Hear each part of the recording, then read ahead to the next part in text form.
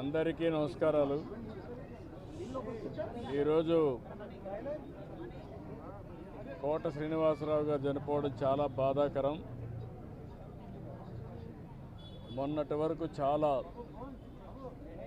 ఉత్సాహంగా చలనచిత్ర పరిశ్రమకు ఎనలేని సేవలు అందించిన వ్యక్తి. 40 సంవత్సరాలు నటనంటే ఏ విధంగా ఉండాలనో నటించి చూపించిన వ్యక్తి కోట శ్రీనివాసరావు గారు. వారితో నాకు దగ్గర సన్నిహిత సంబంధాలు ఉన్నాయి.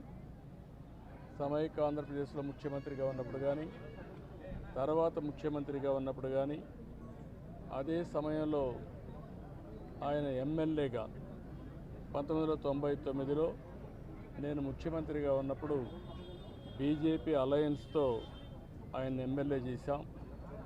ఎమ్మెల్యేగా ప్రజాసేవలో కూడా బాగా రాణించాడు. సినిమా రంగంలోనే కాకుండా ప్రజాసేవలో కూడా బాగా కృషి చేసిన వ్యక్తి కోట శ్రీనివాసరావు గారు.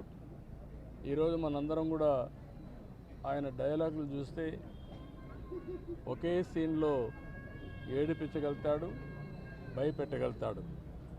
అలాంటి అరుదైన సంఘటనలో అరుదైన నటనతో ఒక విలక్షణ నటుగా ప్రఖ్యాతి పొందిన వ్యక్తి. ఒక తెలుగే కాదు, తమిళ్, కన్నడ, హిందీ అనేక సినిమాల్లో 750 సినిమాల్లో నటించినటువంటి వ్యక్తి కోట శ్రీనివాసరావు గారు. ఆయనకు పద్మశ్రీ అవార్డు రావడం, ఇవన్నీ కూడా 7 నంది అవార్డు కూడా వచ్చాయి.